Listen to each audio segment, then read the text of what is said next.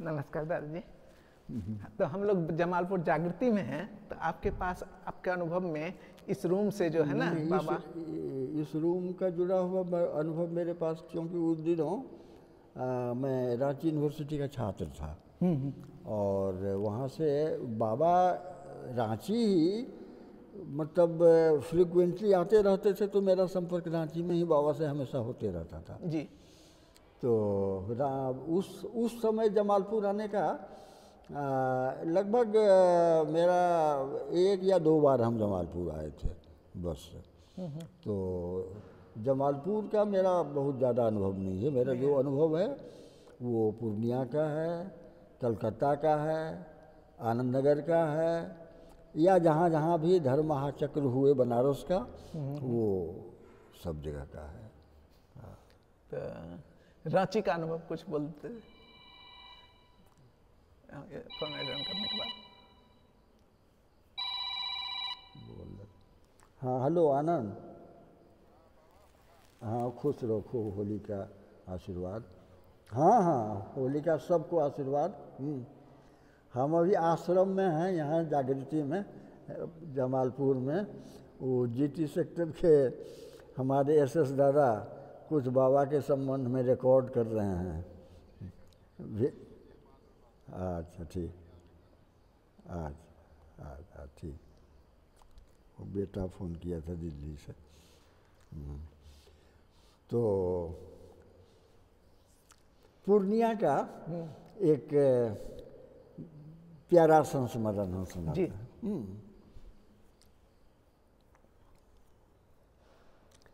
बाबा मेरे घर 2 बार आए और 7 दिन दोनों मिला के, एक बार 3 दिन और एक बार 4 दिन मेरे घर ठहरे थे और अपने मन से ठहरने की व्यवस्था कहीं और की गई थी और बाबा आ गए मेरे यहाँ। उन दिनों मैं स्टूडेंट था जो शुरू में बाबा आए। तो अंतिम बार जब बाबा आए पूर्णिया, तो आचार्य दीपनारायण जी उन दिनों पूर्णिया में पोस्टेड थे और वरिष्ठ आचार्य थे। तो धर्म महाचक्र कमेटी के चेयरमैन भी वही थे और हम लोग उनके निर्देशन में ही काम कर रहे थे। तो जब व्यवस्था हो गई सारी, तो उन्होंने मुझसे पूछा कि बाबा को कहाँ ठहरावे, कोई बाबा के लिए अच्छा सा नया घर ढूंढिए। तो मैंने कहा कि बाबा तो अवंतिका में मेरे घर भी ठहरे हैं, उनको वहाँ बड़ा अच्छा लगता है जी। और बाबा जब अवंतिका में ठहरते हैं तो उनको भी लगता है, हम लोगों को भी लगता है कि बाबा अपने घर में ठहरे हुए हैं। क्योंकि जिस तरह से बाबा वहाँ हमको निर्देश देते रहते हैं कि यह करो, वह करो, ऐसे करो, तो लगता है कि घर का मालिक जिस तरह से निर्देश देता है, तो उसी तरह से बाबा बड़ा कंफर्टेबल रहते हैं, बाबा बड़े सहज। तो दीपनारायण जी बोले कि नहीं सो हम चाहते हैं कि एक सेपरेट फैमिली क्वार्टर नहीं हो, सेपरेट हो, नया घर हो। और असल उन दिनों क्या होता था ना कि वो जैसे आपस में सौत लड़ती है ना, हाँ, सौतन, हाँ, समझे कि नहीं? जी, सौतन समझ गया। हाँ, तो इसी तरह से आपस में भक्त लोग लड़ते रहते थे कि बाबा के नज़दीक कौन जाए, बाबा के नज़दीक कौन रहे, बाबा के कि पति के नज़दीक कौन रहे। हाँ, समझे कि नहीं? इस तरह का तो लड़ाई इस चलता तरह था। से सौतन का कलह होते रहता था उस समय। तो आचार्य दीपनारायण जी को था कि बाबा का जो पर्सनल है वो सारी जिम्मेदारी मेरे पास रहे। स्वाभाविक है, कोई भी चाहे, कोई भी हाँ। तो उन्होंने कहा कि नहीं सो कोई सेपरेट और अच्छा सा घर ढूंढिए। तो हमने कहा ठीक है। तो उन्हीं दिनों एक नया रेस्ट हाउस बना था, वो लेटरल रोड प्रोजेक्ट, एक सेंट्रल गवर्नमेंट का रोड का प्रोजेक्ट था। तो उन्हीं लोगों ने अपना एक रेस्ट हाउस 4 कमरे का बनाया था, बड़ा खूबसूरत था। तो मैंने कहा कि तब उसको ले लेते हैं। तो आचार्य जी को भी वो बड़ा अच्छा लगा था, कहा कि हाँ हाँ वो मिल जाए तो बहुत बढ़िया। तो फिर हम गए, एग्जीक्यूटिव इंजीनियर को हमने कहा कि भाई 4 दिन के लिए हमको वो रेस्ट हाउस आप दे दीजिए, उसका उद्घाटन भी नहीं हुआ था। तो उन्होंने कहा कि ठीक है आप ले लीजिए, लेकिन एक कमरा जो है हम लोगों के लिए छोड़ दीजिएगा, किसी इमरजेंसी में मान लीजिए कहीं कोई आ गए तो एक कमरा छोड़ दीजिएगा, बाकी 3 कमरे और जो भी है किचन फलना चलना और आउट हाउस वो सब आप ले लीजिए 4 दिन के लिए। तो हो गया वो। बाबा पटना से आने वाले थे। तो हमको पटना पूर्णिया में एक बड़ा सा रंगभूमि मैदान है, तो धर्म महाचक्र का आयोजन उसी मैदान में किया गया था जी। और आचार्य दीपनारायण जी ने मुझसे कहा कि ऐसा कराइए कि कम से कम शाम का जनरल दर्शन जो है जी पंडाल में हो जाए। बाबा 10 साढ़े 10 बजे पूर्णिया पहुंचेंगे, तो कम से कम शाम का जो जनरल दर्शन है जी वो हो जाए, तो इस हिसाब से जल्दी पंडाल जो है वो पूरा हो जाए। और हमको जिम्मेदारी यही दी गई कि आप जल्दी से जल्दी पंडाल का सारा कार्य संपन्न करा दें कि शाम के जनरल दर्शन में कहीं कोई कमी नहीं रह जाए जी। तो हमने कहा ठीक है। इस बीच एक सूचना आई कलकत्ता से कि बाबा पूर्णिया नहीं आएंगे, धर्म महाचक्र नहीं होगा पूर्णिया में। अब सबकी चिंता होगी क्या है। तो आचार्य दीपनारायण जी ने कहा कि आपको तो जाना पड़ेगा कलकत्ता। तो आपने कहा कि जाएंगे, और उन दिनों कलकत्ता के लिए कोई पूर्णिया से सीधी रेलगाड़ी नहीं थी, वो पूर्णिया से कटिहार जाना पड़ता था और कटिहार से फिर मालदह और मालदह से फिर गाड़ी पकड़नी पड़ती थी। तो अब ऐसे भ्रम की स्थिति हो गई, तो अब आचार्य जी ने कहा कि नहीं आपको ही जाना पड़ेगा। तो न रिजर्वेशन न कुछ, गाड़ी में इतनी भीड़। सोचिए दार्जिलिंग मेल में एक पैर पर खड़ा होकर हम कलकत्ता पहुँचे रात भर। फिर सब चीज़ ठीक हो गया, नहीं बाबा आएंगे। फिर उसी दिन हम तुरंत वापस आ गए। उसके बाद शशिरंजन जी ही बाबा को लेके आने वाले थे प्लेन से। तो आचार्य जी किचन के इंचार्ज थे, बाबा के रूम ये सब के इंचार्ज थे, वो सारा जिम्मा आचार्य जी ने अपने जिम्मे रखा था। बाबा का भोजन, आवास, स्नान प्रस्नान जो भी है, तो वो सारी जिम्मेदारी उन्होंने अपने पास रखी थी। और मेरी ड्यूटी वही पंडाल की थी जी। और कुछ लोग बाबा को रिसीव करने के लिए एयरपोर्ट गए जी। बाबा को करीब 10 बजे आना था।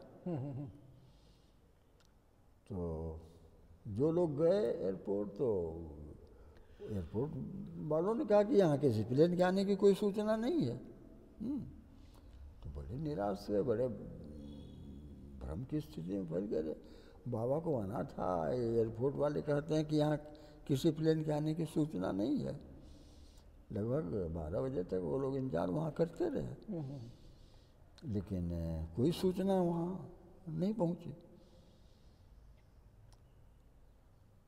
तो असल है कि उस एयरपोर्ट में प्राइवेट प्लेन को उतरने के लिए वो एयर हेडक्वार्टर से परमिशन लेना पड़ता था। तो शायद वो ली नहीं गई थी।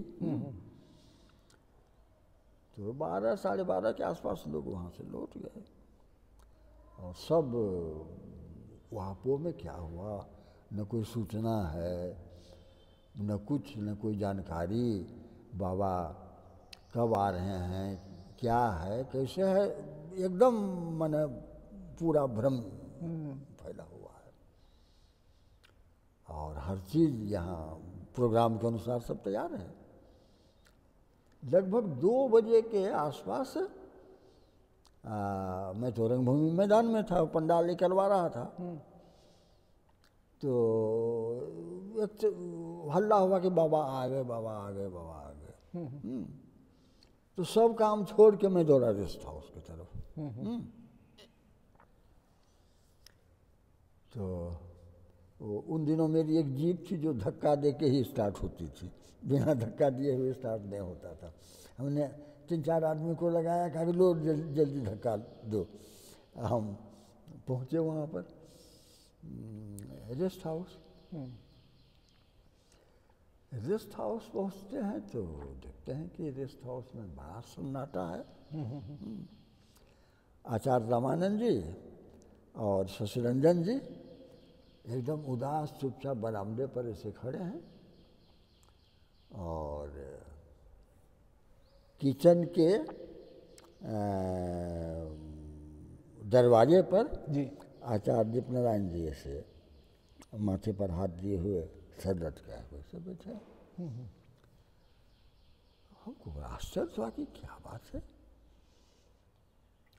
तो जैसे ही हम वहाँ पहुँचते हैं जी तो रामानंद जी हमको कहते हैं कि प्रद्युम्न जी अभी तुरंत गाड़ी का इंतजाम कीजिए, बाबा धर्म महाचक्र नहीं करेंगे, बाबा अभी तुरंत पटना जाएंगे, धर्म महाचक्र नहीं होगा, बाबा अभी तुरंत पटना जाएंगे, जल्दी गाड़ी का इंतजाम कीजिए। तो सुन के हम अवाक, क्या बुद्धि ही काम नहीं करे। बाबा अपने रूम में लेटे हुए हैं पलंग पर। तो शशिरंजन जी को हम चाचा चाचा कहते थे, एक चाचा भतीजे का रिश्ता हम दोनों के बीच में था। तो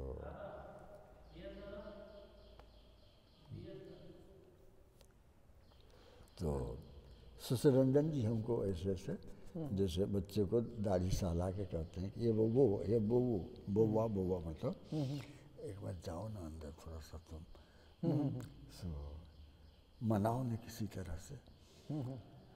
तो हम बोले कि हमको बड़ा डर लगता है, सो हम अकेले तो नहीं जाएंगे, रामानंद जी भी साथ चलेंगे तब हम जाएंगे। तो रामानंद जी तैयार हो गए। तो आगे आगे रामानंद जी और पीछे हम थे। जैसे ही रामानंद जी ने ऐसे ये अपना पैर कमरे के अंदर रखा, बाबा जोर से कहा, रामानंद मैंने तुमको कहा है ना गाड़ी का जल्दी इंतजाम करो, मुझे तुरंत पटना जाना है। रामानंद जी उछल के फिर बाहर आ गए। अब किसी की बुद्धि ही काम नहीं करे कि क्या करें, क्या करें, कैसे करें। निर्णय की स्थिति में सभी लोग हैं, किसी की बुद्धि काम नहीं कर रही है। फिर शशिरंजन जी हमको कि वो जाओ ना, क्या पिटाइए करेंगे ना, डांटेंगे पिटाई करेंगे, जाओ किसी तरह से मनाओ एक बार, हम लोग तो सामने नहीं जा सकते हैं।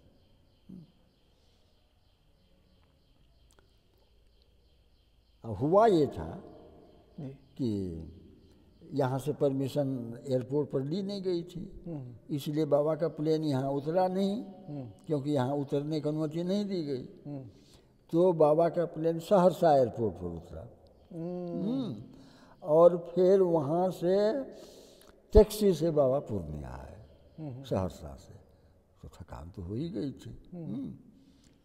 तो शशिरंजन जी फिर हमको नहीं जाओ ना, सो पिटाइए करेंगे ना ज़्यादा से ज़्यादा, और हम तो नहीं जा सकेंगे, हमको देखते ही हमको वो निकाल देंगे कमरे से। जाओ किसी तरह से। हम मन को मजबूत किए कि अब जो होगा देखा जाएगा। अब वो पिटाई करें, गाली दें, जो करें, अब जैसे हो सेकेंड लेसन लिए और कमरे के अंदर हम जैसे ही इन किए, इतनी जोर की मेरी रुलाई आई, इतनी जोर की मेरी रुलाई आई कि रोते रोते हम गिर गए। अब रो जा रहे हैं, मतलब कि सोचिए न कि वो चारों तरफ मेरे रोने की आवाज़ जो है वो गूंज रही है, इतना जोर जोर से रो रहे थे। और रो रहे हैं और धीरे धीरे बाबा के पलंग की तरफ से खिसकते भी जा रहे हैं, खिसकते भी जा रहे हैं। इतना दूर, लगभग यहाँ से इतना दूर पलंग रहा, तो हम ऐसे एक बार रोते ही रोते नज़र ऐसे उठा के देखते हैं तो बाबा ऐसे दोनों हाथ ऐसे रखे हुए और एक तक ऐसे मेरी ओर देख रहे हैं। हम रोए जा रहे हैं, रोए जा रहे हैं। जैसे ही हम उनके पहुंच के दायरे में पहुंचते हैं, मैंने बिल्कुल रखिए कि 1-1.5 साल के बच्चे की तरह बाबा हमको ऐसे झुक के पकड़ते हैं और अपने सीने पर ऐसे सुला लेते हैं और लगे अब हमको चुप करने के लिए, क्यों रो रहे हो, क्यों रो रहे हो। और जैसे जैसे हमको चुप करने की कोशिश करें वैसे वैसे और हम रोते चले जाएं। और बेइंतहा मेरी रुलाई हो गई। बाबा कभी हमको चुम्मा ले रहे हैं, आँख पोंछ रहे हैं, माने हम समझते हैं कि 1000 बार से कम हमको चुम्मा नहीं लिए, और आँख पोंछ रहे हैं, क्यों रो रहे हो, क्यों रो रहे हो। करीब करीब देखिए कि 15-20 मिनट तक बाबा के सीने पर जैसे एक 1.5 साल का बच्चा ऐसे रहता है ना, ऐसे बाबा हमको दोनों हाथ से पकड़े हुए हैं, कभी मुंह पोंछ रहे हैं, गाल पोंछ रहे हैं, आँख का आंसू पोंछ रहे हैं, क्यों रो रहे हो, चुप हो जाओ, चुप हो जाओ, चुप हो जाओ। हम रोए जा रहे हैं। रोते रोते ऐसा हुआ कि बाबा का पूरा कुर्ता जो था सिल्क का वो भीग गया एकदम। तो ऐसे चुप कराते कराते बाबा क्यों रो रहे हो, तो हमने कहा कि बाबा आप आए और आप कुछ खाए नहीं। मेरे मुंह से यही निकला कि बाबा आप यहाँ आए उतनी दूर से, लेकिन अब तक कुछ आप खाए नहीं। तो बाबा कहते हैं जानते नहीं हो, आए ना तो उस समय थोड़ा सा मेरा माथा दर्द कर रहा था, और उस समय यदि कुछ खाते तो इंडाइजेशन हो जाता। हमारा थोड़ा सा माथा दबा दो तो, माथा दबा दो तो। तो हम तुरंत बाबा के सीने पर से उछल के उतरे और उनका माथा दबाने लगे। 2-3 बार ऐसे दबाए तो अरे अब तो 50% मेरा ठीक हो गया। तो फिर और थोड़ा सा दबाए तो कहते हैं 75% ठीक हो गया। 2-3 बार और ऐसे ऐसे सहलाए तो कहते हैं अब तो एकदम ठीक हो गया, अरे चमत्कार है तुम्हारे हाथ में, एकदम मेरा ठीक हो गया। जैसे ही बाबा बोले तो हम बाबा के पैर की तरफ चले गए, पैर बाबा का चरण सेवा करने लगे। उसी समय अब देखा कि बड़ा एकदम प्रेमालाप हो रहा है। बाहर आवाज़ तो आ ही रही थी ना बरामदे पर जी। तो वो बाहर लोगों ने शशरंजन जी ने सबने सुना कि तो बड़ा प्रेमालाप हो रहा है। तो शशरंजन जी हंसते हुए से थोड़ा सा मुस्कुराते हुए कमरे के अंदर जैसे ही दाखिल हुए बाबा फिर जोर से दहाड़ उठे, दलाल कहीं का निकलो। उनको फिर निकाल दिया कमरे से।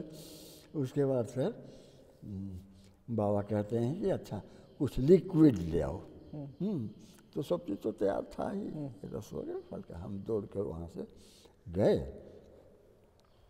और फल का रस वगैरह था। तो तब तक रामानंद जी बाबा रामानंद जी एकदम उपवास पर कर लिए, कहा कि उनको लगा कि गलती का एहसास हुआ बाबा की सुविधा में, तो उन्होंने उपवास रख लिया कि अब जब तक बाबा पूर्णिया रहेंगे तब तक हम उपवास पर ही रहेंगे। तो हम उधर से फल उल का रस उस लेके आए और बाबा को पिलाए। बाबा बड़े प्रसन्न होकर पिए जी। आप पिला के और फिर जब हम कमरे के बाहर आए जी। तो रामानंद जी हमको कहते हैं कि दादा सो बाबा अभी तुरंत अवंतिका जाएंगे, सो वहाँ व्यवस्था कीजिए, और जब तक बाबा पूर्णिया में हैं तब तक बाबा की पिए की जिम्मेदारी आप ही की रहेगी। और आप ही की सारी जिम्मेदारी आप ही जो है सब करेंगे। तो हम तुरंत बाबा को जल्दी जल्दी खाना वाना खिलाए। मेरी वाइफ भी सब किचन में थी, सब खाना वाना तो सब बना हुआ था जी। जल्दी जल्दी बाबा को खिलाए और वाइफ से बोले कि चलो चलो अब जल्दी चलते हैं वहाँ, तैयारी कर दी है। फिर वाइफ को साथ लेके वहाँ से दौड़े हम, अभी जीप को धकेलने वाला कोई था नहीं, हम कहा कि चलो अब दौड़ते हुए चलते हैं घर। रास्ते में कोई रिक्शा उक्सा मिल जाएगा तो चढ़ेंगे, अब कौन जीप को चलाएगा, टाइम नहीं है, जल्दी चलो। दोनों दौड़ते दौड़ते दौड़ते दौड़ते अपने घर पहुंच गए। आनंद फानंद में वहाँ सारी व्यवस्था जो है बाबा के लायक सब कराए, और वहाँ लगभग आधा घंटा के बाद ही बाबा वहाँ पहुँच गए। तो फिर तो बाबा वहीं रहे। तो जैसे ही बाबा वहाँ पहुँचे तो हमारे फाटक पर वो गेट जो था उस पर लिखा हुआ एक लकड़ी का तख्ता था, उस पर एक अवंतिका लिखा हुआ था। तो बाबा आए तो पूछते हैं, अरे वो जो तख्ती पर अवंतिका लिखा हुआ है उसको नहीं देख रहे हैं? वो कहाँ है? अब वो लिखा हुआ था तो कहीं वो टूट टूट गया होगा कहीं। वो पिछली बार जब बाबा आए थे तो वो था, तो इस बार बाबा ने जिज्ञासा की कि वो कहाँ, वो देख नहीं रहे हैं। तो हम चुप रह गए, कुछ जवाब होने नहीं दिया। फिर बाबा हमको डांटने लगे कि प्लांटेशन जो हमने तुमको बताया था वो अब तक नहीं कराया कंपाउंड में। तो फिर हम चुप रहे। तो बाबा ऊपर में थे तो उतर रहे थे, तो सीढ़ी पर एक जगह खड़ा हो गए। खड़ा होकर फिर यही डांट हमको कि प्लांटेशन नहीं करवाया। और ऐसे उंगली करके हमको बताया कि देखो यहाँ पर बीजू आम भी जो है वो बहुत अच्छा होगा। तो बाबा की उंगली यहाँ पर थी, तो वहाँ एक आम की गुठली से अंकुर फूटा था। तो ऐसे बाबा उंगली से जो इशारा कर रहे थे, हाँ। तो बाबा ऐसे बोले कि देखो यहाँ बीजू आम भी बहुत अच्छा होगा। तो उस अंकुर को बाद में हमने थोड़ा उसी जगह पर कोड़ काट के अच्छा कर दिया। हाँ ये कर दिया, और आज वो समझे कि बहुत बड़ा पेड़ हो गया। और वह आम इतना बढ़िया कि आपको मिठास में उस आम का कोई जोड़ नहीं। हालांकि फल तो छोटा है, बीजू है, लेकिन उस आम के मिठास का कोई जोड़ नहीं। थोड़ा सा उसमें गूदा और थोड़ा सा रेशा दोनों, और गुठली के पास ऐसा लगेगा जैसे शहद हो जाता है, उस तरह का बड़ा बेजोड़ आम हो गया वो जी। बहुत लोग उसको हर साल जब आता है तो सब भक्त लोग खाते हैं, सब यहाँ जाता है हम। तो ये बड़ा एक मर्मस्पर्शी घटना है मेरे लिए, और इसको याद करके ही। और एक और हम इसी तरह की कलकत्ता की कहानी सुनाते हैं। जी। ये कहानी है बाबा के शरीर छोड़ने के वही मेरा ख्याल है कि तब 20-25 दिन पहले। वाह। और यह मेरा अंतिम दर्शन था बाबा का। जी। हम लोग रिपोर्टिंग में गए हुए थे कलकत्ता। जी। और वो आपको दशहरे का वक्त था। बाबा दीपावली के बाद गए और ये दशहरे का जी। वक्त था। तो जब वहाँ कलकत्ता पहुँचे, वो कोऑपरेटिव पर बाबा ने डिक्टेशन दिया था। और उसी को ये दादा का नाम देखिए,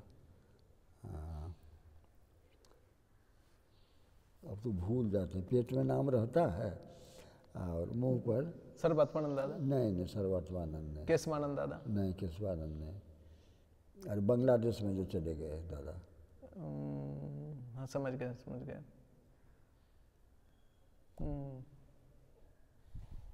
जगदीश्वरानंद जी।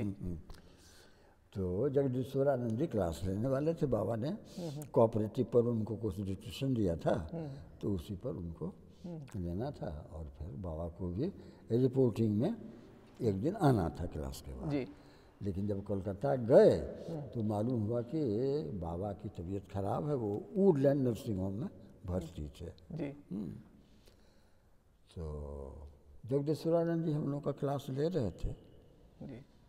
फिर 2 दिन के बाद बाबा को नर्सिंग होम से निकल हिदायत के साथ छुट्टी दी गई कि बाबा एकदम कंप्लीट बेड रेस्ट पर रहेंगे। किसी से मिलना जुलना नहीं, कोई क्लास वगैरह नहीं, कंप्लीट बाबा को बेड रेस्ट लेना है। तो बाबा आ गए थे, बेड रेस्ट में ही थे अपने कमरे में। तो इधर जगदीश्वरानंद जी ने पूरा क्लास लिया। करीब 3-4 दिन हम लोग वहाँ पर थे। तो कोऑपरेटिव पर जितना भी बाबा का डिक्टेशन था वो सारा क्लास हुआ। अब जिस दिन आना था उस दिन ऐसे चिलजला हॉल में ऐसे बैठे हुए थे और लग रहा था कि इस बार बाबा का दर्शन नहीं कर पाए। बाबा हॉस्पिटलाइज थे, बाबा आए, बाबा कैसे हैं। और ऐसा कभी नहीं हुआ आज तक कि जब भी बाबा के पास आए तो व्यक्तिगत रूप में बाबा से मिले नहीं, दर्शन नहीं हुआ। इस बार बाबा को बिना देखे हुए जाना पड़ जाएगा।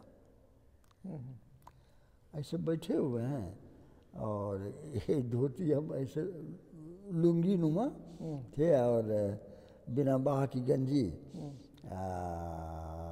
और लोग भी सारे लोग थे और हम ऐसे, मेरी आँख से टप टप टप टप आंसू निकल रही है जी। और जैसे जैसे समय बीतता जाए, तिलजला में शाम को, ये तिलजला कहते हैं, सियालदह से 7 बजे शाम की गाड़ी थी और ये करीब 2-2:30 बजे की बात है। तो गाड़ी पकड़ने के लिए कम से कम 4:30-5 तक तिलजला छोड़ देना था। तो हम ऐसे बैठे हैं, टप टप निकल रहा है मेरी आँख से आंसू और यही कि बाबा को देख नहीं पाए, बाबा कैसे हैं, बाबा को देख नहीं पाए। कभी कभी लगता था कि जैसे जोर से चिल्ला के रो पड़े। और जैसे जैसे समय बीतता जाए कि अब निकलने का ही समय है, बाबा को बिना देखे कैसे जाएंगे जी। अब कभी कभी विह्वलता इतनी बढ़ जाती थी जी। कि अपने को चेक नहीं कर पाते थे। जी जी। तो अगल बगल बैठे लोग तो समझते थे कैसे भाव की अवस्था में है। अब भीतर मेरे क्या हो रहा है तो कोई नहीं जान रहा है जी। सब समझते हैं कि अपना भाव बस है। लोग आते रहते हैं भक्त लोग भाव में से कि अब समय हो रहा है, अब निकलेंगे तिलजला से, बाबा को बिना देखे जा रहे हैं। हाँ, भीतर से एकदम जैसे क्रंदन हो रहा है मुझे। ऐसी स्थिति हो ही रही है। देखते हैं कि वो सर्वात्मानंद जी एकदम हवा के दौड़ते हुए वो दरवाजे से ही, वो हॉल के दरवाजे से, वहीं से प्रद्युम्न जी हमें से कहा जल्दी आइए जल्दी आइए जल्दी आइए। तो हम थोड़ा सा झुक के सोचे कि कुर्ता डाल लें, हम तो गंजी पहने हुए थे और ये भी कसा हुआ मेरा नहीं था। तो हम जैसे झुके कुर्ता लेने के लिए, बोले छोड़िए जल्दी आइए, जैसे हैं वैसे आइए। अब वो लगा कि क्या बात है, हमको भी। अब वैसे एक हाथ से हम पकड़े हुए हैं ऐसे धोती के गांठ को कि कहीं दौड़ने में खुल नहीं जाए, ऐसे दौड़े उनके साथ। अब दौड़ते जा रहे हैं उनके पीछे पीछे पीछे पीछे दौड़ते दौड़ते दौड़ते चिल्लाला बाबा क्वार्टर बाबा के रूम के सामने दरवाजे पर, वहाँ केशवानंद जी खड़े थे। वो जल भून रहे थे एकदम गुस्सा गुस्सा हमारे ऊपर कि बाबा को आप लोग चैन नहीं रहने देते हैं। वैसे हमारा गर्दन पकड़े ढकेल दिए कमरे में गुस्सा से, समझे कि नहीं। वो जो ढकेल दिए तो हम एकदम साष्टांग की मुद्रा में नहीं गिर गए वहाँ। उसके बाद गिर गए। अभी मैंने पलक झपकते ही सब इतना कुछ हुआ ना कि कुछ समझ में नहीं आता था कि क्या। तो हम गिर गए साष्टांग की मुद्रा में। फिर वैसे आइए के हाथ हमारा इसी पर है कि कहीं खुल न जाए धोती, गिरा एकदम ढीली थी, उसमें ऐसे लपेटा हुआ था। तो उठे बाबा पलंग पर एकदम विष्णु मुद्रा में लेटे हुए हैं, मंद मंद मुस्कुरा रहे हैं। उनके हाथ में हॉर्लिक्स का एक कप है। तो हॉर्लिक्स का कप बगल के टेबल पर बाबा ऐसे रख देते हैं और फिर ऐसे ही लेटे लेटे वो जो अंगिका का एक प्रभात संगीत है, हम में छलों तोरा आस में तो कहना नहीं एल हो, ये गाने लगे बाबा, समझे कि नहीं।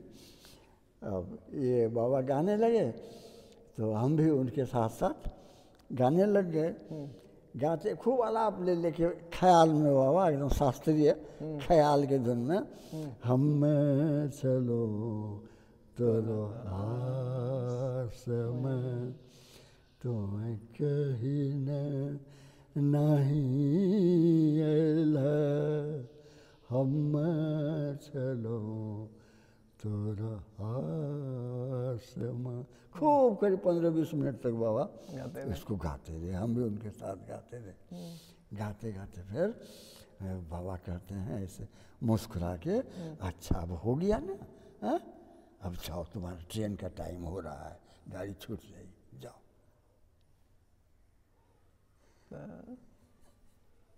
ये लास्ट मुलाकात थी। लास्ट। और उसके बाद फिर बाबा का फिजिकल कहा कि तो दीपावली के बाद 21 अक्टूबर को चले ही गए, अंतिम दर्शन था मेरा जी। तो थोड़ी देर के लिए रोक देते हैं ना।